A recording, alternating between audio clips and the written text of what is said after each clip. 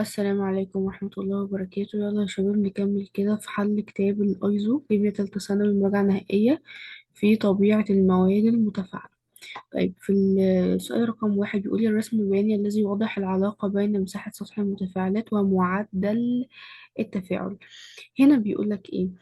في قاعدة هنا بيقول لي كل ما انا بزود مساحة السطح، يعني ايه بزود مساحة السطح؟ يعني كأني بطحن مادة وبخليها ايه بودرة. تمام، يبقى كل ما ايه النتيجة بتاعت كل ما ازود مساحة السطح المتفاعلات؟ عدد جزيئات المعرضة للتصادم مالها بتزيد، فبالتالي التفاعل هيبقى سريع، يعني معدل التفاعل هنا هيكون ايه؟ هيزيد. تمام، كل ما بزود سطح المساحة كل ما ايه بزود المعدل التفاعل. يبقى نوع العلاقة هنا ايه؟ طردية، مساحة تزيد سرعة تزيد. يبقى مين هنا في الأشكال؟ الشكل رقم ب. تمام. ليه؟ لأن هو خط مستقيم اللي طالع لفوق أهو. ده معناه إن كل ما مساحة السطح هنا بتاعي يبقى معدل التفاعل ايه؟ بيعلى معاه. تمام، نيجي للسؤال التاني. السؤال التاني بيقول لي ايه؟ بيقول لي الرسم البياني الذي يوضح العلاقة بين مساحة سطح المتفاعلات والزمن التفاعل. خلي بالك من كلمة ايه؟ زمن. هي دي اللغز في السؤال ده. ليه؟ هو يعني ايه سريع؟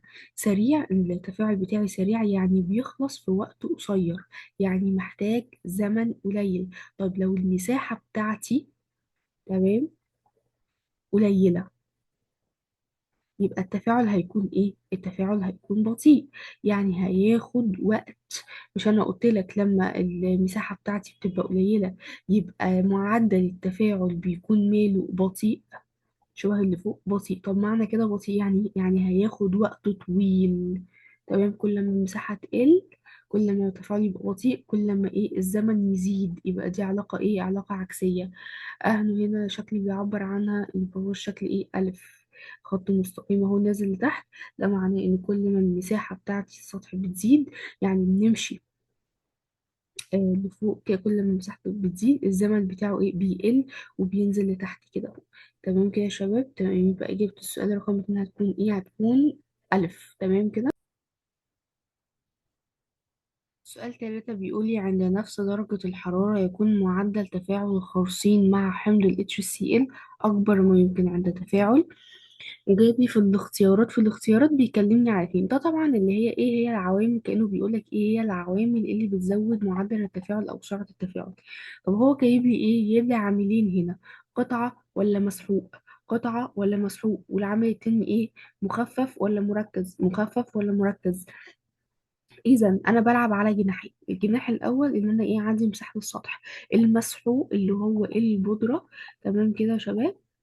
المسحوق اللي عندي مساحة سطحه بتكون مالها أكبر بكتير من القطعة الصلبة. يعني كل ما المادة عندي تكون مطحونة، الحمل ده اللي هو ال HCl يقدر يهاجم جزيئات أكتر في نفس الوقت، فالتفاعل بتاعي يسرع، التفاعل بتاعي معدله بيزيد. تمام. إذا المسحوق يكسب القطعة. يبقى أنا ولا عايزة قطعة ولا عايزة قطعة، أنا عايزة المسحوق عشان هو بيقول أكبر ما يمكن، معدل التفاعل أكبر ما يمكن. تمام كده. تمام. طيب الجناح التاني انا بلعب على التركيز. الحمض المركز ده فيه بيكون فيه عدد جزيئاته اكتر بكتير من المخفف من نفس الحجم. فانا عندي مثلا الجزيئات عند التفاعل، فرص التصادم او الخناقه اللي ما بين الجزيئات، علشان المركز بيبقى اكبر بكتير، عدد جزيئاته بتبقى اكتر بكتير من المخفف، وطبعا هما الاتنين بيكونوا من نفس الحجم.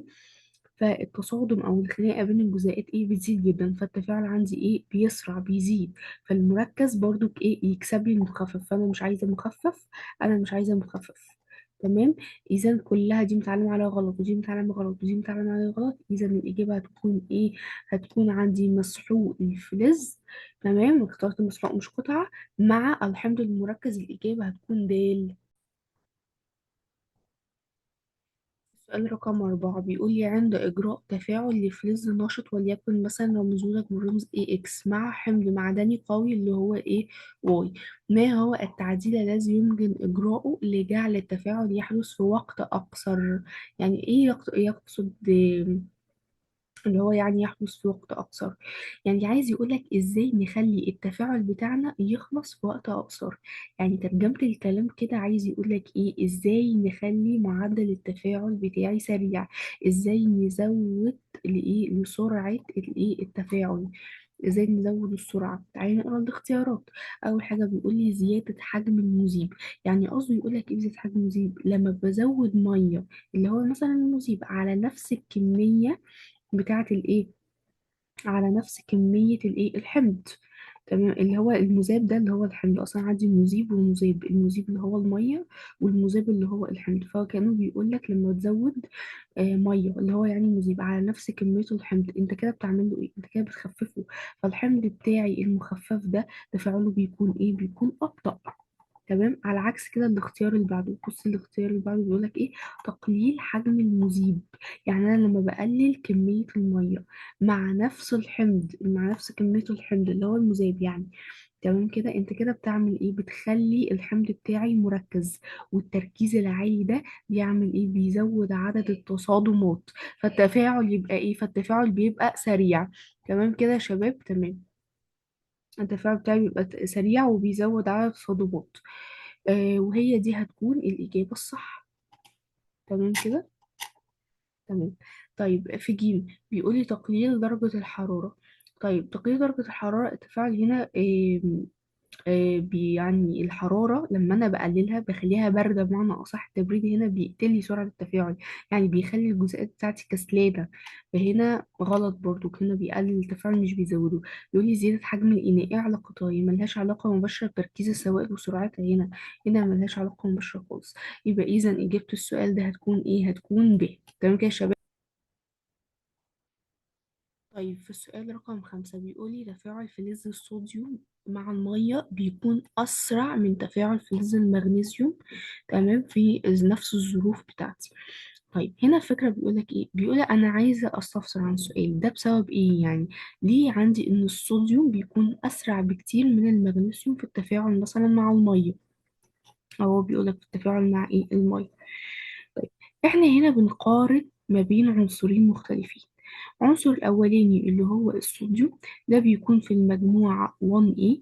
ده أنا بسميه كده الفتوة بتاعت الجدول الدوري، نشط جدا، يعني أول ما بيشم المية على طول بيعمل انفجار. تمام، سريع التفاعل جدا. تاني عنصر عندي اللي هو المغنيسيوم. طب المغنيسيوم ده فين؟ في المجموعة 2A. تمام كده، أهدى منه بكتير، يعني نشاطه إيه؟ أقل. طيب العامل المؤثر لما سرعة التفاعل عندي بتختلف، هنا واحد بيكون سرعته أعلى من التاني. تمام، واحد نشط جدا وواحد نص نص. ده احنا بنسميه في الكيمياء إيه؟ بنسميه جاي من إيه؟ جاي من الطبيعة، طبيعة المادة ذات نفسها. طبيعة الصوديوم مختلفة عن طبيعة مين؟ المغنيسيوم. تمام كده. ليه؟ لأن أنا عندي في متسلسلة النشاط الكيميائي اللي هي بتاعة الهيدروجين دي، العناصر اللي بتسبقها بتكون نشطة جدا. الصوديوم في المجموعة دي بيسبق المغنيسيوم في متسلسلة النشاط الكيميائي، علشان كده هو أكثر منه نشاطا. فبالتالي ده جاي بسبب إيه؟ طبيعة الصوديوم نفسه، اللي هو طبيعة المواد المتفاعلة. إذا إجابة السؤال رقم 5 هتكون إيه؟ ألف. نيجي للسؤال رقم 6 بيقول يتفكك غاز ال N2O5 حسب المعادلة، ومديني المعادلة. عندي 2 مول من ال N2O5 بيديني 4 مول من ال NO2 زائد 1 مول من إيه؟ من غاز الأكسجين. فهو بيقول لي عندي إذا كان ثابت سرعة التفاعل اللي هو ال K ده بيساوي 2 في 10 أس سالب 4. فإن سرعة، هو عايز سرعة التفكك، تمام، عند نفس درجة الحرارة عندما يكون تركيزه، تركيز مين ده؟ التركيز اللي أنا هفككه اللي هو ال N2O5، تمام، بيساوي إيه؟ 1 في 10 أس سالب 3. ومديني اللي هي وحدة التركيز مول على اللتر. فإن معدل التفاعل بإيه؟ اللي هو سرعة تفككه أصلا بإيه؟ طيب إحنا هنا في الباب الثالث القاعدة عندي بتقول إيه؟ في قانون فعل الكتلة دي بتقولي إن سرعة التفاعل اللي عندي بتتناسب طرديا، تمام، مع حاصل ضرب التركيز بتاع مين؟ المتفاعلات مرفوعا لأس يساوي عدد المولات اللي هو الايه الوزن يعني في المعادلة الموزونة. هو مديني المعادلة الموزونة اهي. ببص على دي، هو عايز ايه؟ هو عايز ال N2O5. فانا ببص على المعادلة، الوزن بتاعه باتنين. تمام، اطبق القانون. السرعة التفكك بيساوي ايه؟ سرعة التفوق، والله أقول بيساوي ثابت السرعة اللي هو مديهولي هنا 2 في 10 أس سالب 4 مضروبة في نفس اللي أنا قلته، اللي هو حاصل ضرب تركيز المتفاعلات مرفوع، اللي هو التركيز بتاع ال N2O5 اللي هو أصلا مديهولي 1 في 10 أس سالب 3 مرفوع للأس إيه عدد مولاته في المعادلة الموزونة اللي هي بكام؟ ب2. أحط الكلام ده على الآلة. تمام، هتطلع لي ايه؟ هتطلع لي 2 في 10 أس سالب 10. الاختيار هيكون ألف. خلي بالك، لو انت ما كنتش حطيت الاتنين هنا، خلي بالك عشان دي بتوقع، كان أي اختيار من الاختيارات دي تنفع، لكن الاختيار الصح هو ده. ليه؟ لان انت حطيت هنا الاتنين وضربت في التركيز مرفوع للأس. اوعى تنسى ان انت تضرب في التركيز مرفوع للأس عدد مولاته في المعادلة الموزونة. الاختيار هنا هيكون ألف. نيجي للسؤال رقم 7، بيقول لي ايه؟ يعبر عن ثابت الاتزان لتفاعل حديد ساخن مع غاز الكلور، ومديني ممكن الشكل ده والشكل ده والشكل ده والشكل ده. طيب، هو هنا مش كاتب لي المعادلة. أنا أعمل إيه؟ أول حاجة أعملها أروح أكتب المعادلة. هو بيقول لي حديد ساخن، تمام، اف اي. وخلي بالك وانت بتكتب المعادلة اكتب الحالة الفيزيائية تحت كل حاجة. يعني هنا حديد ساخن فهو أكيد ايه؟ صلب. زائد غاز الكلور اللي هو هتكون ايه؟ Cl2. تمام، ده بيكون غاز. طب اف اي زائد Cl2 بيديني ايه؟ اف اي Cl3. طبعا مفيش، ما حدش يقول لي اف اي سي ال 2 لان كلها اي اف اي سي ال 3 واف اي سي ال 3. هتبقى تكافؤ الحديد هنا ايه؟ ثلاثي. تمام كده، تمام. تاني حاجه، واكتب حالتها الفيزيائيه اللي هي ايه؟ هتبقى صلبه. تاني حاجه اشوف الوزن. هنا انا عندي كام كلورة؟ 3. وهنا عندي كام؟ 2. طب اعمل ايه عشان اخليهم متساويين؟ اضرب هنا في 3 فيبقوا 6، واضرب هنا في ايه؟ في 2 عشان هنا في 3 يبقوا 6. اصبح عندي هنا كام حديد؟ 2. فهنا كام واحدة؟ واحدة، يبقى اضرب هنا في 2. فيبقى انا عندي كده 2 من الاف اي زائد 3 من السي ال 2 هيديني ايه؟ هيديني كده اللي هو 2 اف اي سي ال 3. تمام كده، تمام. طيب بعد كده اطبق المين؟ القانون الكيسي اللي عندي. بيقول لي ايه؟ بيقول لي انا عايز فوق تركيز النواتج مرفوع الاس، تمام، عدد مولاتها يعني في المعادلة الموزونة، على ايه؟ على تركيز المتفاعلات نفس الحكاية مرفوعة لأس يساوي عدد مولاتها في المعادلة الموزونة. تمام يا شباب، تمام. بس خلي بالك ان اي حاجة عندي صلبة او اي حاجة عندي سائلة نقي، ده بيتحذف من القانون. انا بعتبره بايه؟ بعتبره بواحد، بعوض عنه بواحد. تمام، تمام. نيجي نكتب، انا عايزة هنا نواتج. هنا هل انا هنزل ده؟ هل انا هنزل اف اي سي ال سي؟ هقول لك لا. ليه؟ لان هي صلبة، فبعوض عنها بواحد. تمام كده يا شباب، تمام. طيب في المتفاعلات، هل انا هنزل حديد؟ لا، الحديد هيتحذف والاف اي سي ال 3 هيتحذف. اللي هينزل لي اللي هو ايه؟ السي ال اي 2. تمام. خلي بالك ان هي مرفوعه لايه؟ لاس بيساوي عدد مولاتها في المعادله الموزونه مرفوعه لاس 3. فاذا هيبقى واحد على التركيز بتاع السي ال 2 مرفوع لاس 3. نيجي نشوف الاختيارات مين اللي تنفع. مفيش غير الاختيار رقم ايه؟ ألف. تمام. تعالوا السؤال رقم 8، بيقول لي وحدة قياس الكي سي في معادلة ثابت الاتزان للتفاعل. بيقول لي H2 زائد ال I2 بيديني 2 HO. طيب تعالى نكتب القانون. نكتب القانون بتاع الكي سي. الكي سي ده بيساوي ايه؟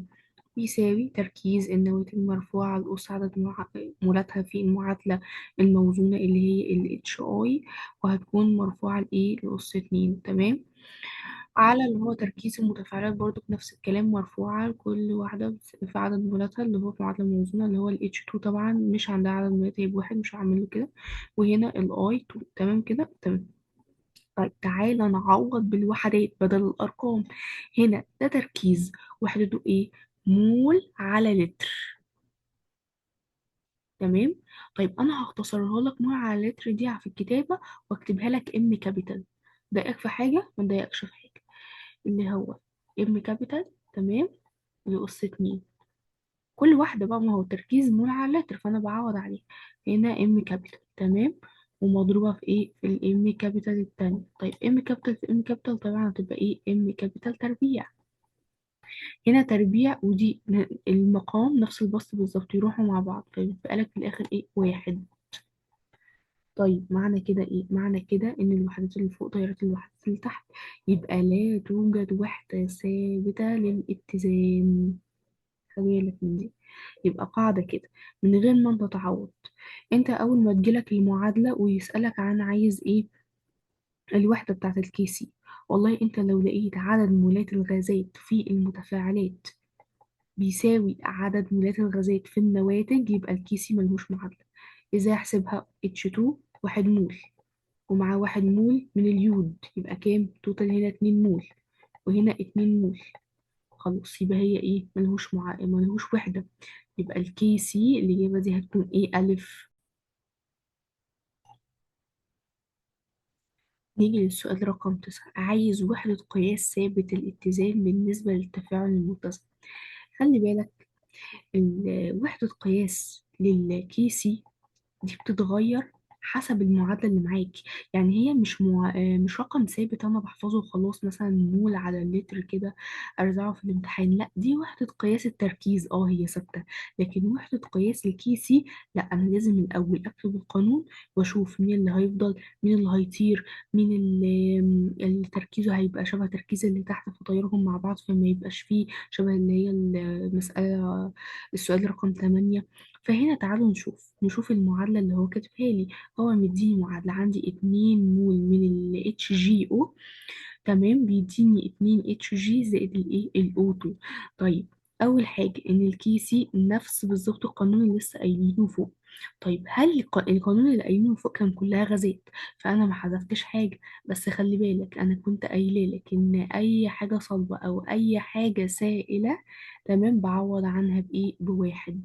إذا مش هيبقى فيه غير مين؟ تركيز الأكسجين بس. طيب تركيز الأكسجين ده وحدته بالإيه؟ مول على لتر. إذا الكي سي ده هتكون وحدته إيه؟ مول على لتر. إذا إجابة السؤال رقم 9 هتكون إيه؟ هتكون ب. تمام كده. تعالوا للسؤال رقم 10. بيقولي في التفاعل المتزن مديلي المعادلة N2 غاز النيتروجين زائد ال H2 بيديني ايه؟ جزيء النشادر 2 مول منها من NH3. بيقولي عند الوصول لحالة الاتزان، يبقى أنا فين؟ في الباب التالت تمام، في إناء مغلق. حجمه ايه؟ حجم الإناء 2000، خلي بالكم بقى، ملي. هل انا في الكيمياء بشتغل بالملي؟ لا، انا بشتغل بالوحدات الاساسيه. يبقى انا لازم أنا احولها لايه؟ اللتر. طيب من صغير لكبير بقسم ولا بضرب؟ بقسم على ايه؟ بقسم على الالف. يبقى انا اقسم 2000 على الالف هيدوني ايه؟ 2 لتر. تمام. ده الحجم، خلي بالك كده، خليك حافظه. هكتبه لك اهو فوق اللي انا هشتغل بيه. تمام. ثواني كده، اللي انا هشتغل بيه بقية المسألة هقسم عليه. ليه هقسم عليه؟ هقول لك دلوقتي. بص هو بيقول لي كتلة غاز النيتروجين، يعني هو معبر عن غاز النيتروجين بالإيه؟ بالكتلة. وحجم غاز الهيدروجين ورقم، بعبر عن الهيدروجين بحجم. وعدد جزيئات غاز النشادر بإيه؟ برقم. وعايز قيمة ثابت الاتزان. ثابت الاتزان كي سي. طب ثابت الاتزان ده بيساوي ايه؟ بيساوي تركيز على تركيز مرفوع لأس، اللي هو بيساوي عدد المولات كل مادة في ايه؟ المعادلة الموزونة. طيب أنا التركيز ده وحدته ايه؟ التركيز مول على لتر. يعني ايه؟ يعني عايز يخليني أقسم عدد المولات على إيه؟ على الحجم اللي أنا جايباه اللي هو الاتنين لتر ده. تمام. علشان يديني إيه؟ التركيز. تمام كده.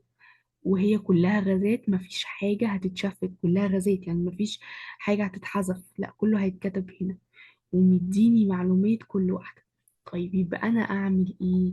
أنا أمسك النيتروجين وأجيب عدد مولاته، وأمسك الهيدروجين وأجيب عدد مولاته، وأمسك النشادر وأجيب عدد مولاته، واقسم كل واحد فيهم على ايه؟ على الاتنين لتر. هيطلع لكل واحد فيهم تركيز. اعوض في القانون الكيسي، اجيب الناتج. طب تعالوا نحلها مع بعض. اول حاجة مديني كتلة غاز النيتروجين. طيب انا بجيب عدد المولات ازاي؟ بالكتلة المادة اللي هو مديها لي 5 و6. تمام. انا بشتغل على النيتروجين دلوقتي يا جماعة. على ايه؟ الكتلة المولية. طب الكتلة المولية هو مديها لي ب14، اقول لك استنى، ده N2، ده N ماسكة في N. تمام. يبقى ايه؟ يبقى 14 في 2، 14 في 2 بكام؟ ب28. تمام. تطلع لك على الآلة ب2 من 10. تمام. هكتبها لك فوقيها ايه؟ دي كده 2 من 10. تمام. نيجي نمسك اللي هي ايه؟ غاز الهيدروجين. مديني حجم غاز الهيدروجين. افتكر معايا من سنة أولى، حجم غاز الهيدروجين عند الاس تي بي بيساوي ايه؟ 22 و4. تمام. يبقى عدد المولات بجيبها ازاي بتاع غاز الهيدروجين؟ بقسم حجمه اللي هو 8 و96، بقسمه على ايه؟ بقسمه على 22 و4، اللي هو عدد المول الواحد، المول الواحد لغاز الهيدروجين في الاس تي بي. فبيديني ايه؟ بيديني 4 من 10. يبقى عدد مولات، احنا قلنا ده 2 من 10، وعدد مولات غاز الهيدروجين كام؟ 4 من 10. طب نيجي للنشادر، مديني ايه؟ عدد الجزيئات. طب انا بجيب عدد المولات ازاي؟ افتكر برضو معايا ان عدد المولات بتساوي ايه؟ عدد الجزيئات على عدد افوجادرو. ايه هو عدد افوجادرو ده؟ 6.02 في 10 أس 23. تمام كده. يبقى عدد المولات هتطلع لي ايه؟ 5 من 10. تمام. إذا أنا عندي كده عدد المولات لكل حاجة، لكل غاز عندي: واحد 2 من 10، واحد 4 من 10، واحد ايه؟ 5 من 10. تمام. وأنا قلت لك تعالى الأول نجيب التركيز. نجيب التركيز بتاع ال N2، والتركيز بتاع ال H2، والتركيز بتاع مين؟ ال NH3. نيجي الأول واحد. بقسم بقسم ايه على ايه؟ عدد المولات على الحجم. فاكرين الحجم اللي انا جبته في اول حاجة خالص لما انا حولته 2 لتر؟ تمام. بقول 2 من 10 على الاتنين، 4 من 10 على الاتنين، 5 من 10 على الاتنين. تمام. اول واحدة تطلع لي ايه؟ اول واحدة تطلع لي 1 من 10. اكتبها لكم هنا 1 من 10. تاني واحدة تطلع لي 2 من 10. تالت واحدة تطلع لي 25%. تمام كده. دي أول حاجة. تاني حاجة، تالت حاجة. خلاص يبقى أنا أعوض في القانون هيطلع لي الناتج. أول حاجة الكي سي. الكي سي بيساوي إيه؟ الكي سي بيساوي